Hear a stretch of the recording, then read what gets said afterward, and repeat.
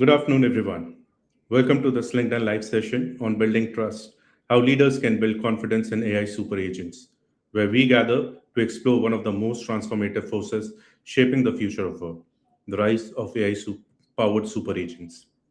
My name is Varun Jain, and I am your host for today's discussion. As technology continues to evolve at a breakneck pace, leaders and organizations face both unprecedented opportunities and unique challenges.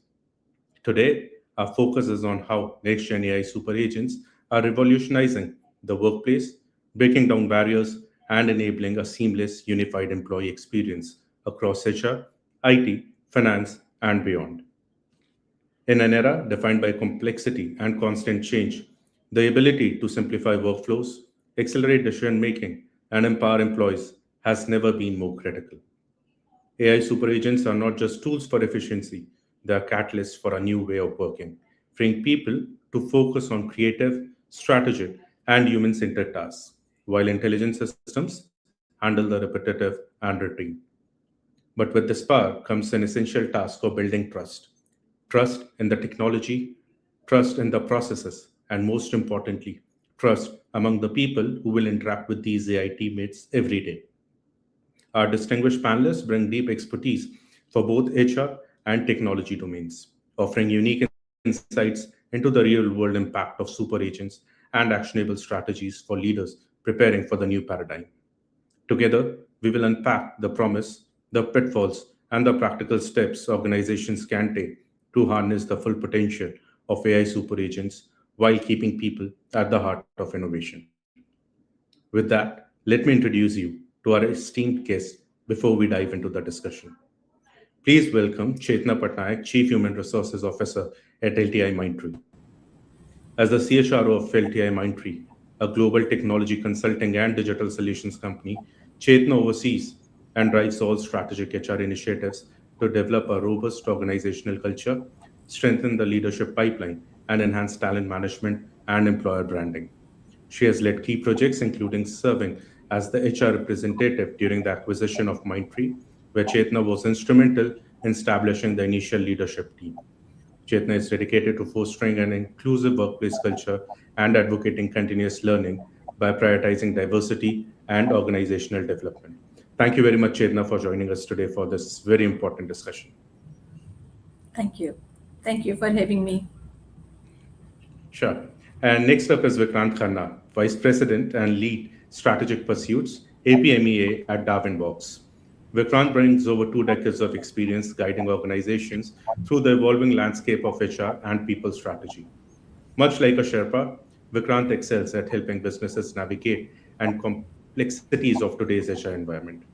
His expertise span long-term HR strategy, building adaptable operating models, implementing shared services and outsourcing frameworks, and leading large-scale SCM SaaS deployments.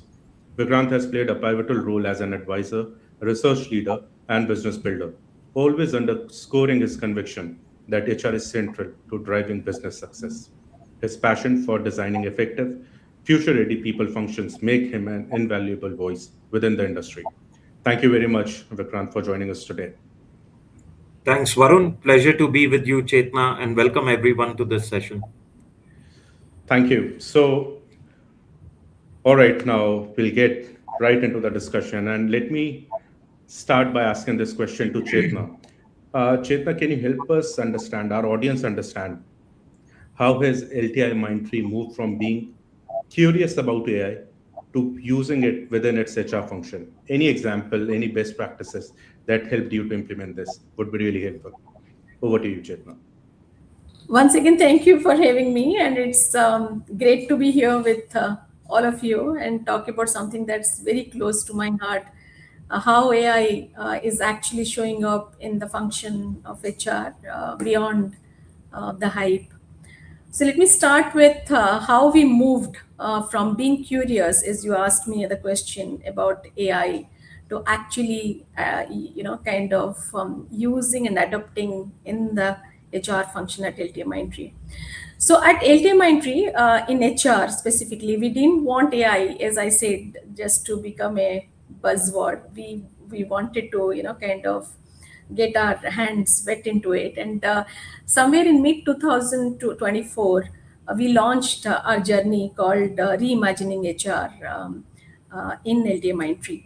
And the idea was very simple, that how do we kind of embed AI across the entire employee life cycle journey from hire to retire. And there we started the journey.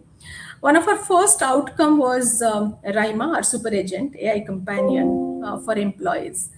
Today, I'm very proud to tell that Rima helps people get instant answers to the HR queries on policies, processes, leave, attendance, and there are many other transactional processes. Things that earlier used to take time and run back and forth are available on fingertips. At the same time, we introduced a various AI-led tool in talent acquisition, talent function, in performance management system, in goal setting, personalized onboarding, HR services support, and even our alumni portal, all within a period of last 1 year. What really helped us move fast was our Blueverse AI ecosystem at LTI Mindtree, and and there is a great collaboration with technology and HR function. And I mean, all these are possible while we are the functional expert, but there is a set of technologists who supports to make this and give it a real life. So it's a library. Blueverse is a library of our pre-built AI agents and a no-code builder. That means we didn't have to start from scratch every time. We could experiment, learn quickly, and scale what worked. And that's what is the journey, as I mentioned. And we are still exploring. We are still looking at the early signs of outcomes, and we are. We have a great spirit to make it more successful in the journey. Sure, Chetna. And again, for everyone, AI is still an evolving space and people are still experimenting, trying to understand what else we can do. Vikrant, as we spoke about technologists as well, you come from the other side of the business.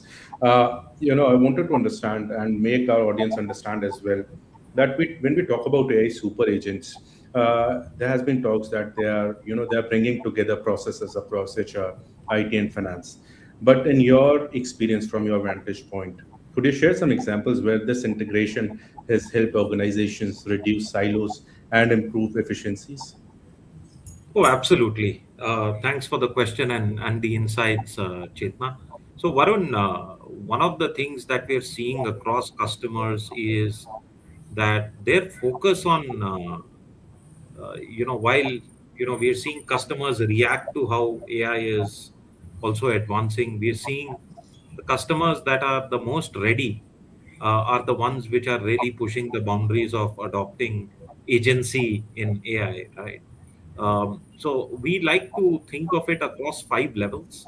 So if we take the entire spectrum of AI, we're seeing 5 types of use cases or categorizations come to life, right? And I'll go with the bottommost layer, right? At the bottommost layer, organizations are using it for content and creativity, like many of us are. I'm sure everyone's used Nano Banana, Chat GPT, Grok, whatnot for creative purposes. So, be it across communications, be it across thinking through some creatives which you can use. That's one layer where we're seeing a lot of AI being used. That's really the base. Now, building on top of that, we're seeing usage come across on operational efficiencies. So organizations using it to, refine their job descriptions, their job postings, uh, thinking of summarizing any feedback that is being given to employees, going through a lot of feedback and summarizing it so that the effect of recency is gone. That's the second use case where organizations are using it really for efficiency. Then comes the next level where it is being used for employee experience. And this is where we start to see the agency uh, come into play, right? Today, for example, if you think of the Darwin Box Super Agent, with our model context protocol, it can seamlessly connect through all of your enterprise architecture and give you responses in the context of who an employee is, what accesses does he have, and according to the role that he or she is playing. One of the biggest impact that we're seeing over there is that it is significantly reducing the searchability time or the findability time for information, and any reduction which happens on employee queries is time given back to managers as well as the HR team to focus on what matters the most, which is relationship building and strategic thinking. The other two layers get even more interesting, where agents today are orchestrating results, right? So think of uh, a succession agent speaking with a recruiting agent and orchestrating the fact on where are the talent gaps, what are the areas where you lag on critical talent pool, either in the hiring pipeline or on your succession pool, and prompting you to take certain actions. That becomes the level of talent intelligence. And of course, the pinnacle is using this agency for business intelligence. We are seeing quite a few use cases even over there on customers, where customers in the retail sector are trying to query and build use cases on how can they increase sales per square foot, or in project based organizations, how can you improve staffing efficiencies, and what are the skills deficit which are running across projects. So it's really a wide spectrum. Organizations which have been far more ready are more on the right side of the spectrum, which is what we see in the marketplace today.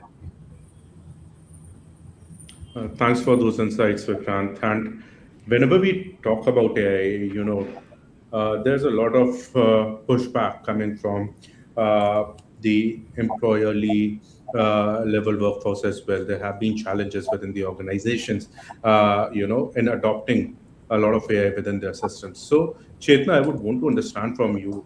You are such a big employer. Uh, when we spoke about your AI journey, and you have been constantly working on it to improving its efficiency within the system, what kind of challenges you came across as a talent leader, maybe on the trust part of it, maybe people thinking about losing away their jobs? What were the challenges? And second, as a leader, how have you uh, remained calm and composed your workforce and saying that AI is here to help you and not to replace you? I want to understand from you, Chetna. So I will limit this to the function of HR at this moment, as we started the conversation in that. So I would say that we are a technology first company, right? And any new technology is something which is very exciting for the people to experiment and kind of learn, experiment and all. So in the function, introducing AI to the HR team was, I mean, honestly, was not a challenge. Rather, was an exciting journey for them, because they also felt that the one was that there was an eagerness to learn, and a big reason for that was is our culture. That we, as I mentioned to you, that there is always and culture is always flows from the top, from our CEO to the across the pyramid. Being a technology company, we all talk about that. How is it going to help make us more efficient, and our efficacy will grow in the system. So therefore, in as I mentioned to you, it was a welcoming journey for the HR team when they felt that there is something which is a RIMA, which is super agent in HR, when other functions are not there. So that's the excitement.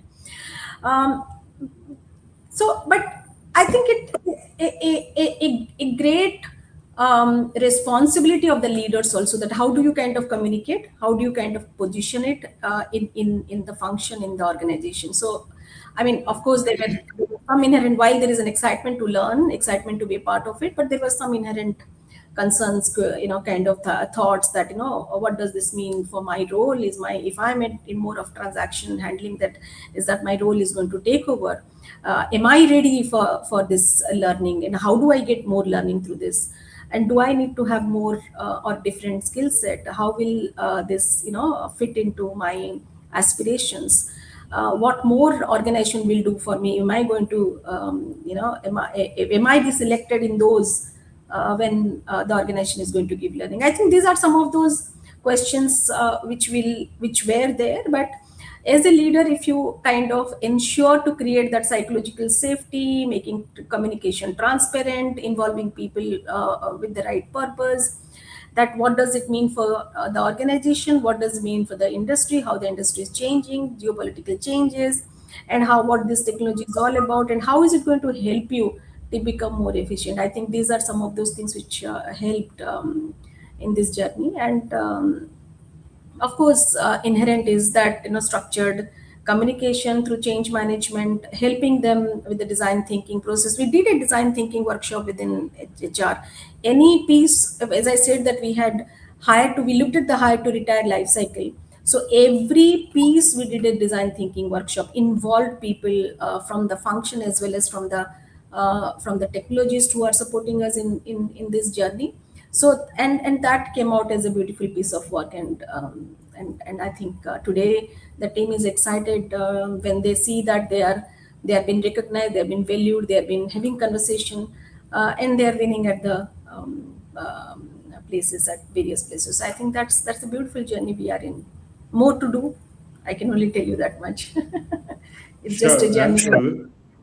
More to do. and very aptly put, Chetna. Leadership plays a very important role now more than ever. It has to come from the top and then help people to ease out in their role and provide that psychological safety. So, thank you for those insights. And Vikrant, you talk to a lot of organizations who are in the different phases of AI adoption journey.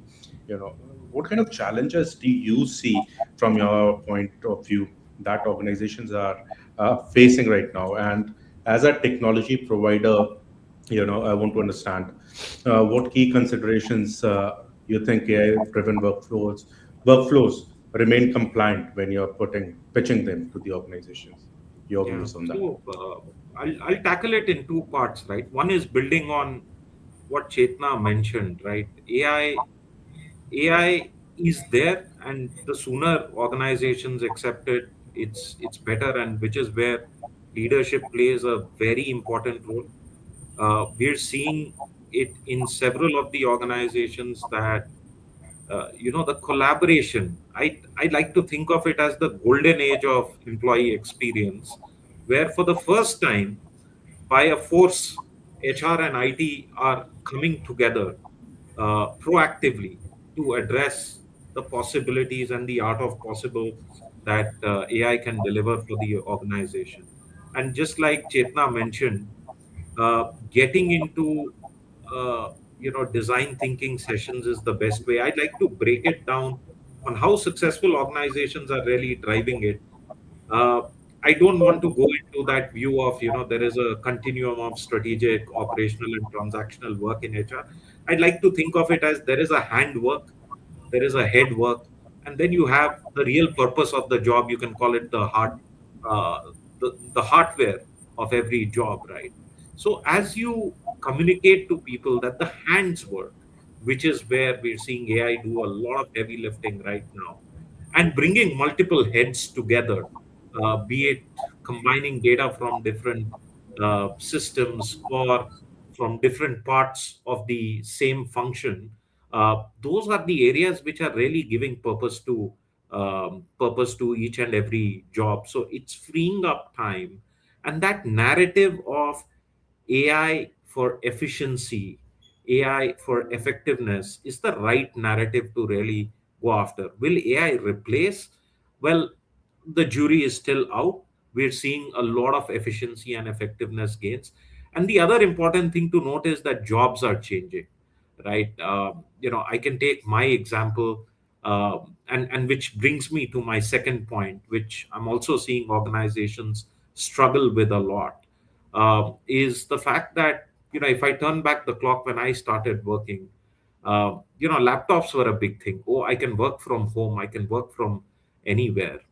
Then subsequently came the power of internet, right? I can be on the move and deliver. Then came mobile, right? But now, ever since 30th of November 2022, since Chat GPT was introduced, we're living through change. The other struggle which I see, and this is my provocation to everyone listening, is change does not need to be managed. We've got to fundamentally accept that we've got to love change. And I'll tell you the impact of that, right? Every 3 months, or sometimes even lower than that, there is a new model which disrupts.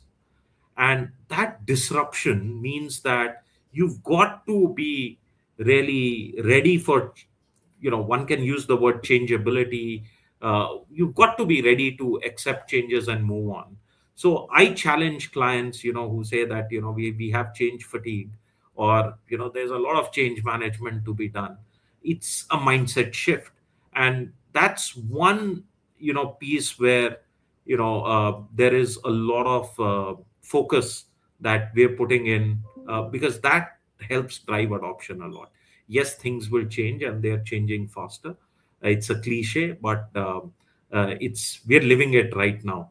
So those two things are very important. Vikrant, help me understand one thing. You spoke about we cannot manage change.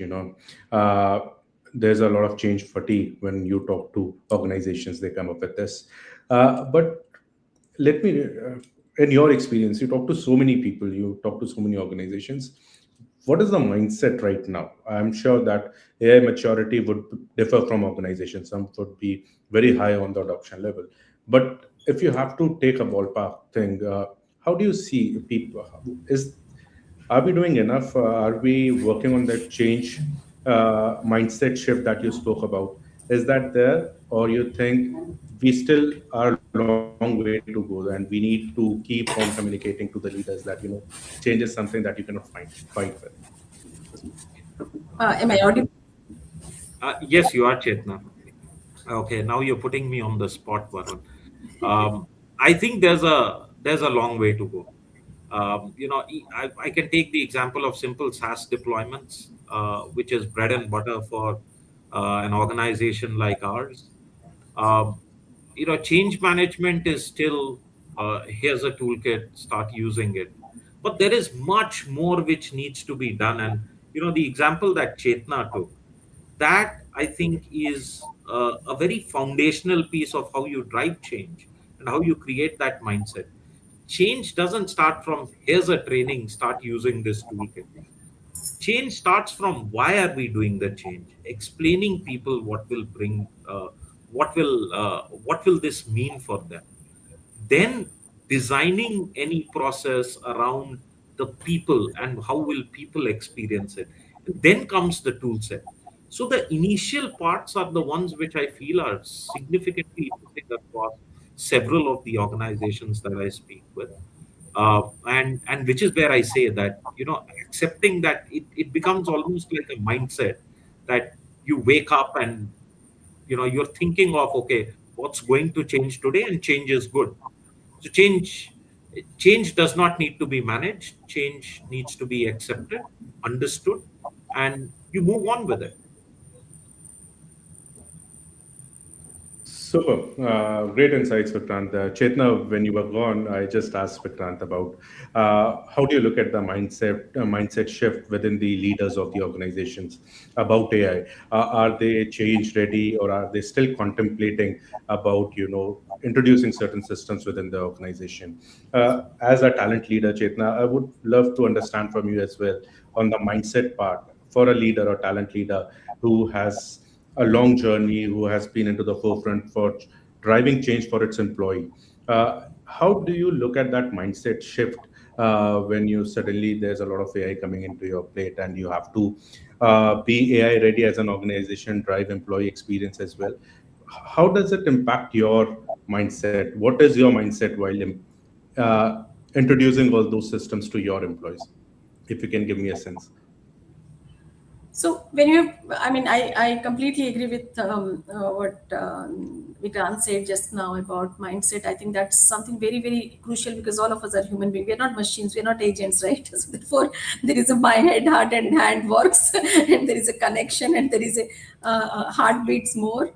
And when there is a perceived threat that whether I'm going to get it or I'm going to lose it. Hello, Yes, Chetna, hello. you're audible. We can hear you. Yeah. So whether I'm going to get it or I'm going to lose it, right? And therefore, uh, I go back to the same, because of the reason that I belong to a function which which represents people. So I think reiterating the fact that leader play a great role there, and leader create leaders, and leadership should make sure that the next in line to the last mile of the organization are bought in into the larger purpose of the organization. I think there lies the success. In the function, I'm very proud to tell you that we also brought in a hackathon. Okay, more than 80% of the HR function participated in that. Some 150. I mean, they played with it. Of course, the larger enterprise IT team, we have a great a team there, and they helped them to actually kind of play with this co-pilots and all. And 150 AI agents in it, in 2 days time they came up, and that created so much of energy, so much of spirit in the function, that yes, we can do for our function. And out of that, almost 10 of them are already being used in the real life scenarios today. So therefore, I believe that the if you play well with the mindset that that you create that psychological safety, you create that environment for them to be a part of it, create an environment for them to learn, experiment, and also perform. I think then things works, and end of the day, definitely you got to help them in terms of building that skill sets as well. So mindset and skill sets both together will help moving forward. And this is something which is necessity. It's a business agenda. It's not that too good to have, but it is must to have. And Vikrant, what, according to you, would be the ideal scenario uh, for an organization to accelerate its adoption of technology, especially the HR technology we are talking about? How should leadership go about it? We spoke about a lot of leadership, importance of leadership. Chetna pointed it out beautifully. Now, from your point of view, what should be the ideal case so that we are just running away with the See, we have a supercar now, right? Many organizations who've done the basic right. They've got a system of records, they've got their systems of engagement in place, and now as they start thinking of adopting AI, it's almost like you have a supercar, but you want to drive it at a speed which is more like a school zone. So you're not maximizing the potential. Some of the things which I've seen work is, I'll take the three E's, right? I think first is enabling, giving people the tools that you have, right? And that's a very big barrier which I see in preventing adoption. Today, if we think of ourselves outside of work, we are all using some form of AI tool, right? It could be for personal use. I recently took a vacation and I used AI to plan that itinerary completely. Right. So one can be, we are all using it outside of the workplace. Why not enable it in the workplace? Which begs the question of the HR IT collaboration so that tools can be trusted and they have the right context. The second really is drive experimentation as much as possible. There are established use cases, particularly, if I go on to content and efficiency, those use cases are very well established. You don't need to experiment over there, but take the experimentation to the level of how can you improve employee experience, giving agents to each and every one in the organization so that they can run their common transactions is not experimentation anymore. It's becoming hygiene. Experimentation comes in when on areas like how can you orchestrate better? Can you cut down really menial transactional time? I can take an example. Scheduling a conversation between a hiring manager and a candidate should not be the job of a recruiter. It can be completely automated. You can have agents over there. So why can't we drive some of those areas and really then move to establish, right? So you enable, You do experimentation above a certain threshold, you establish, and then you repeat that cycle, because by the time you've hit establish, the game's already changed. So I think that cyclical view and the upward spiral of this adoption is what organizations need to focus on. That really will be the key to driving adoption. And just to add on over there, this is one of the areas where, if I look at organizations, probably 8 out of 10 organizations, or maybe more, eight maybe me understating it, the agenda of AI adoption squarely is moving to the people function, because the people function and your people platforms are the only two functions and platforms which touch each and every employee in the organization. So that really is becoming key to democratizing the use of AI, if I may say. Chetna, you heard Vikrant, he said that it lies totally with the people function adoption of AI because you touch everyone within the organization. You also spoke about, experimenting, establishing, uh, enabling people. You agree with that? I want to understand your point of view also on this, on what Vikrant said. Is this the ideal situation or you beg to differ? I have a different view. I think responsibility and ownership should be with everybody in the organization who are holding a role of a leader or a manager, because one function cannot do it. It's actually the need of the art, need of the business, and it is coming so fast and speed is so high that depending on one function is not going to work. Everybody has to chip in to make sure that the organization at large and scale need to transform in this journey. So that's how I will view it, Vikrant and Varun. Right, right, Chetna. But on the enabling part, enabling the workforce to experiment with AI, giving them a free hand to understand, to use, to adopt, experiment with it, and then execute something. There are chances that they might falter, but to give them that free hand to, bring in some new energy. Do you think that's the way to go, or we still have to be very cautious? What do you think, Chetna, about that? I think, the first what you said is going to help organization not to become very cautious about it, because as Vikrant said, also I think the phase of experimentation is already over. I think it is the time and the year to measure outcome, and because board, or for that matter any business leadership, are all looking at productivity. Okay, and therefore while you continue to do the experimentation, but while experimenting you have to perform and you have to focus on the outcome. That is what is the need of the hour, and Great point. that's not only for any one function, but for the cross organization. I completely agree here that the responsibility lies with everyone and not just with one function.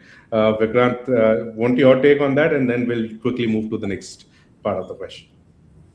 No, I think, see, it's absolutely right. It lies with the leaders, each and every functions driving it. Where I was alluding to when I said that, we are seeing the people function in the spotlight, is because, again, going back like a broken record to change and bringing back that mindset of change, you need to have something as all pervasive, all touching, which is where the people function and people platforms really lie.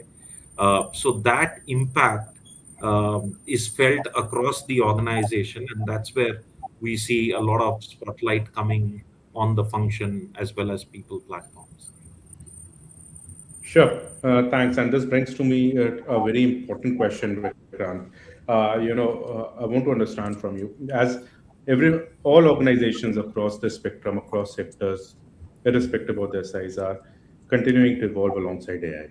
Now, I want to understand what emerging opportunities or challenges are you seeing in the market, and how is technology provider like you are adapting its approach to help your clients navigate these situations? Can you give us some examples over there? Yeah, sure. Happy to. I think, particularly if we think of an organization like ours, I'm very happy to say that Darwinbox has been really at the forefront of driving AI-led impact on platforms, as well as for our clients. I'll link it to one of the questions which was asked by the audience also around ROI of AI. We became the first ever platform to have our own model context protocol, which can drive orchestration across platforms. Uh, then we pushed the boundaries to really being the first to launch our own super agent. And now we are at a stage where, we are absolutely ready for automated workflows, as well as for organizations to build agents on Darwinbox, which can be used elsewhere. So that's the natural progression. Everyone will need to evolve to being AI led, and we are trying to lead that curve. The To your other part, where do opportunities still lie? I think there is significant opportunity which is there, which can be used to further embrace adoption by demonstrating ROI. So, what we call as economic value cases, we are helping organizations measure impact across four broad dimensions, right? There's one dimension on how are you creating operational efficiencies. So, are you reducing process cycle times? Are we really reducing the number of data errors that happen? Are we reducing query burden, be it on HR or be it on other functions as part of knowledge management aspects, right? So that's one aspect. The other one is, are we helping drive better, faster decisions, which is where orchestration plays a role. Picture this, a CEO or a CXO wants to know, um, what's my hiring time? Why is it taking so long? It should not be a question to someone in another function. You query it and then have a discussion around it. That's more value added. You're using better time. You're using time better. You're taking faster decisions. So that becomes the second pillar. The third pillar is that of employee experience. Manager productivity, for example, has been always a challenge, right? So can we enhance manager productivity? Can we give employees the tools to feel empowered on handling their own data, handling their own queries? The last one is on talent outcomes.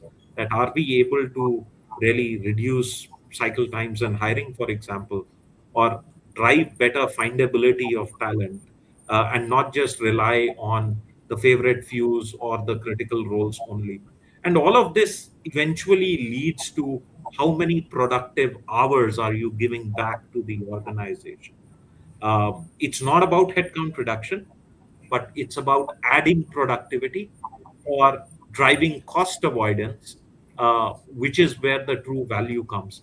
And therein lies the challenge, right? Because of absence of data, it is difficult to quantify the ROI on AI, but with the right steps, you can really drive that value across those four dimensions: efficiency, better, faster decisions, employee experience, as well as talent outcomes. Uh, Great detailed insights there, Vikrant. But Chetna, I would want to come to you. In your initial remarks when we spoke about your AI journey, you know, we spoke about how we are trying to manage AI, how as leaders we are explaining our workforce to work with them. But I want to understand from you, because still an evolving space and there are so many technologies coming up every 2 months, 3 months down the line.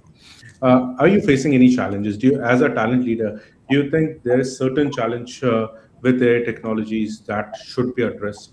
That could be a challenge going forward. I mean, I was just intensely listening to what Vikrant was saying, that it's not here to replace, but it is here to enable you to become effective, right? So the biggest one which you have to connecting back to the mindset, whatever we have been mindset, leadership, communication, tool, availability of tool, experimenting, helping them to perform, and at the same time putting the purpose, that what is there in it for them. So I think the biggest one what leaders need to deal with is that, to create that, and sense of confidence that it's not here to replace humans. Rather it is there to replace transactions, tasks, and not jobs or roles.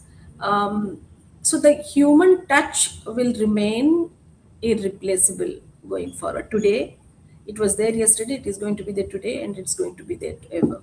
So as far as you are able to deal with this myth, that yes, it is not going to kind of take away, or take away the human, but it is going to enable the human to become effective, to become better data driven decision making. So that will help. That's how I would put it. But again, things cannot be fixed overnight. So there is, it will run in parallel, and as human being, as you know that it's something is going to help you, so your acceptability to the fact will be high. But of course, the way technology is evolving, the way we have been dealing function or dealing processes, it's not going to be the same and similar way going forward. So therefore, expectations are different, expectations are fast. You one has to, in the function, one has to deal with more data, with lesser time, more accuracy with lesser time, and no repeat, and information has to be abundantly available at fingertips. These are, and a changing mindset, being more flexible, being more adaptable, bring in more differentiation in terms of solution. So solution orientation, I think these are some of those things which will help the function to become more effective in this AI era. And just a follow up there, Chetna, you spoke about adapting to new ways of work, telling people that AI is there to help you. I wanted to understand from you: are people are receiving this information and working towards them, or are they still reluctant in the message what we are trying to give them, that AI is there to help you, you should adapt it and improve your work? Or do you see any kind of hesitation from the workforce in adoption of AI? Just a small answer would help. So I would, as I said, that I would limit it to the function of talent, because we have been talking about Darwin Berkshire's HR enabled technology tools, and so therefore I would say that I don't. At least I don't think so. Any kind of resistance in terms of accepting. I think we are the highest co-pilot users in LTA Mindtree, and it is it so far it is helping us in this journey. That's how I would put it. I don't think so any resistance we are encountering at this moment. So, Chetna, just last question. If we look at 2 years down the line, 3 years down the line, how do you envision the collaboration between AI-powered super agents and humans? What, according to you, would be an ideal situation where everyone is working in tandem and collaboration and delivering great results? What do you think would be the future? Oh, oh, that's a great question. I think going forward, the scenarios will be different when you have a digital employee or a digital co-worker working next to you. The roles and responsibilities may same or may be different, but then a machine is a machine, and a human being is a human being. So I think what it requires is that, going forward, higher collaboration and empathy is what will help to in at a workplace. And when I say empathy, empathy across not only the similar role holders, but then empathy across the strata in the organization will help to have a healthier workplace culture. That's how I see it. Vikrant, you would want to comment, share your thoughts on this question? I think similar thoughts. Human to human interactions will define how we work, because a lot of the transactions will be happening on their own, and it'll be the era of people plus technology collaboration, taking away quite a large part of things which are important but don't render purpose to a job. And we'll see more and more focus coming in on relationship, thinking, human to human interactions. I think that will really define and shape how work will happen. And it will create room, hopefully, for more meaningful impact on what we do. I would add up to what Vikrant also said, that that human will be centered, as he mentioned about relationship, okay, and relationship, and especially in HR, it has to be more constructive, developmental conversation with people in the organization, critical decision making, Mhm. impactful conversation about people career, Mhm. career planning, growth, that will remain in the function. Whereas when you look at either a digital employee or an agent, will handle all complex, administrative, repetitive, multi-step, repetitive transaction steps, and human will focus on higher creativity, and as I mentioned earlier about empathy, building a culture, and data-driven decision making. That is how I see that the differentiation between the agent and the employee from a human and machine perspective. Great perspectives, great insights coming in, and I would have loved to talk more about this discussion. It's such an engaging part. It's such an important discussion that we are having. That would enlighten our talent leaders who have tuned in to listen to us. But we have a couple of questions as we are running out of time as well. So I'll take a couple of audience questions. The first question that we have, and Vikrant has briefly touched upon that during his remarks as well. The question is, how can HR function justify the ROI on AI? Now, that's again a very important question. Uh, any one of you would want to take this up and we can build on it further. It's important. How do you justify the ROI? There's a lot of investments riding on AI. Vikrant, if you want to take it up. So I've given the take, right, four pillars. I can take more and more examples, but really it's anchored on how faster and what's the rate of error reduction, which really comes up into operational efficiencies, better, faster decision making. That has a huge impact. It drives a lot of cost avoidance.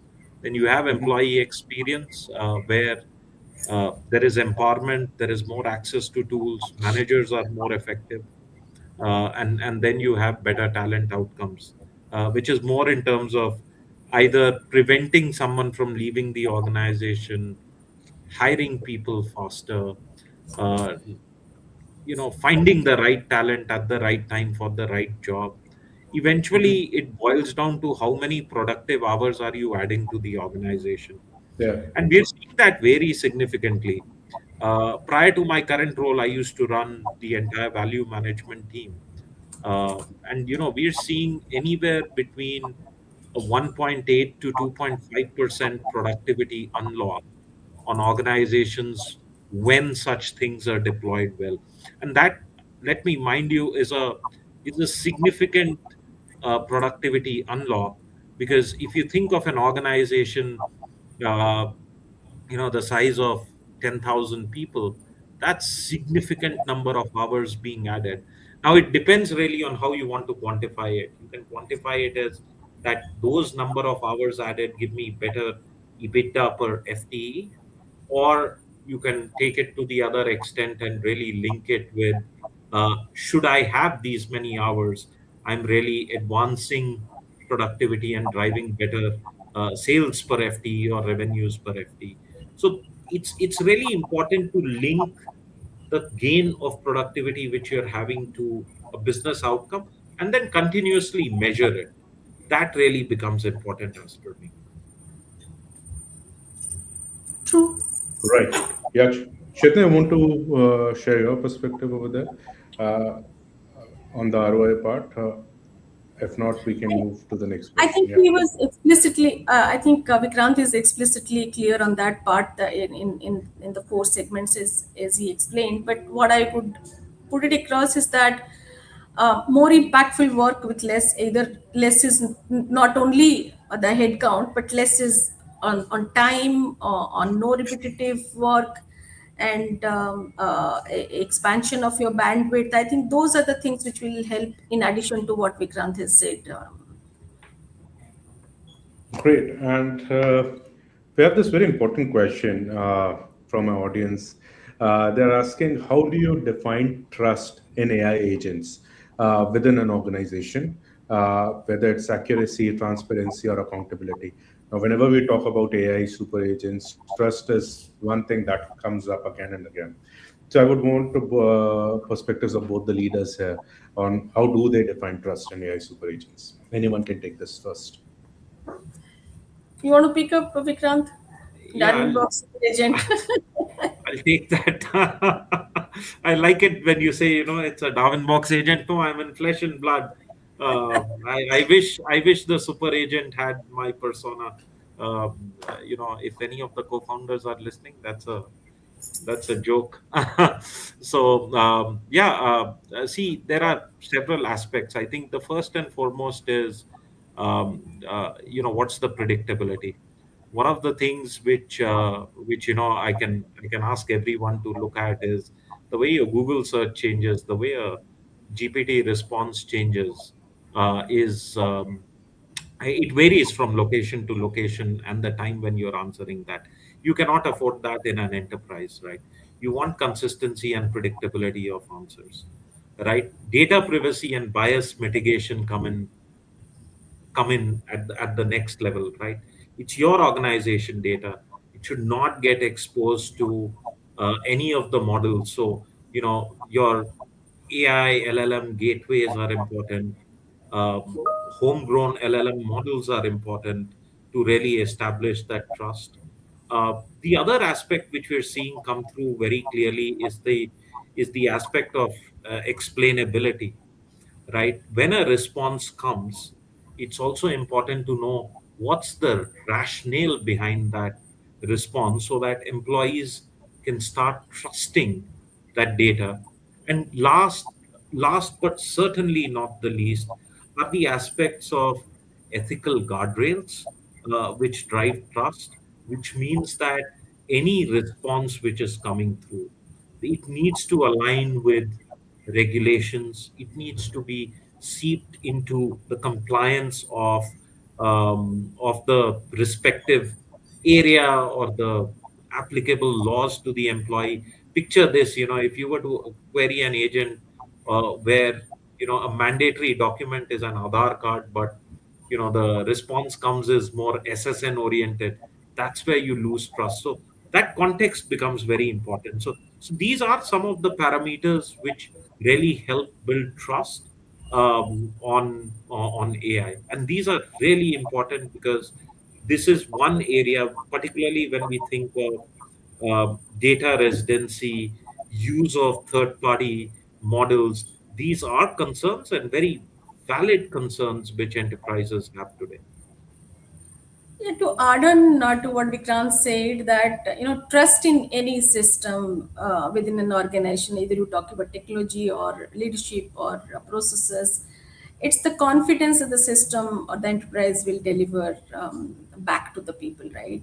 If people are using it, then I mean, our customers are using it, so which delivers accurate and reliable results, should operate transparently, swiftly, so the decisions are well understood across, and a function within a framework where human retains the responsibility and the oversight of it. I think that is what is going to help in bringing in the trust, accuracy, and reliability in the system. And when it is repeated and people observe that, experience it, the acceptance is very high.